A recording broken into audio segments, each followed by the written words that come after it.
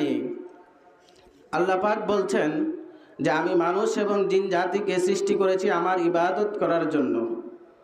এখন একটি প্রশ্ন জাগে যে আল্লাহ তাআলা যেন মানুষকে সৃষ্টি করেছেন তার ইবাদত করার জন্য, তাহলে কি আল্লাহ তার নিজের স্বার্থ উদ্ধার করার জন্য মানুষকে সৃষ্টি করেছেন?